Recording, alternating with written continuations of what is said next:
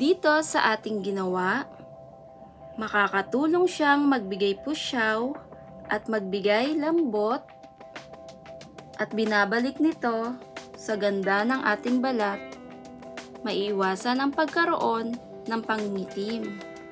1 tablespoon of aloe vera gel to give brighter complexion and natural exfoliate and hydrate the skin.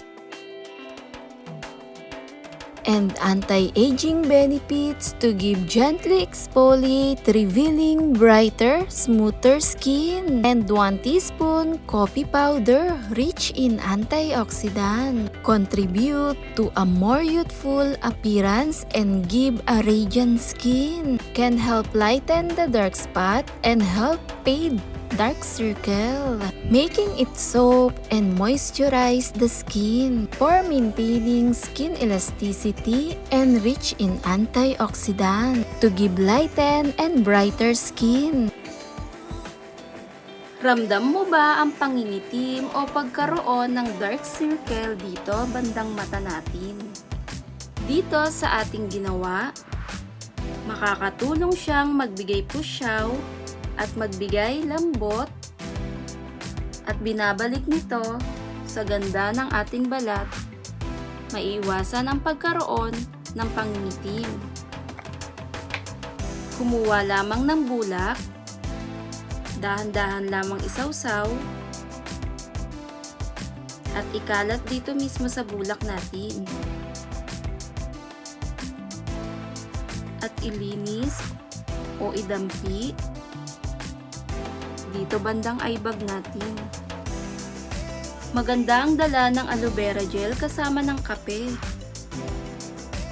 na tumutulong ibalik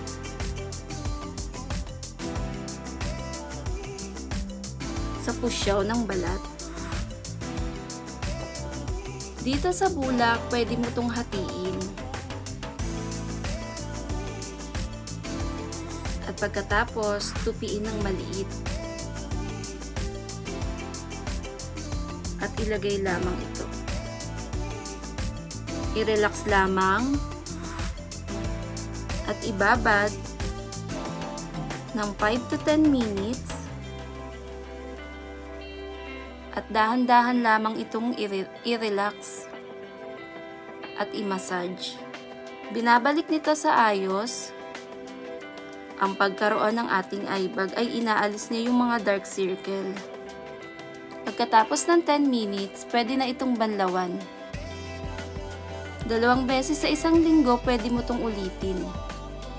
Na nagbibigay relax at binabalik sa pusyaw na maiiwasan ang pagkaroon ng dark circle at refreshing na rin sa ating balat.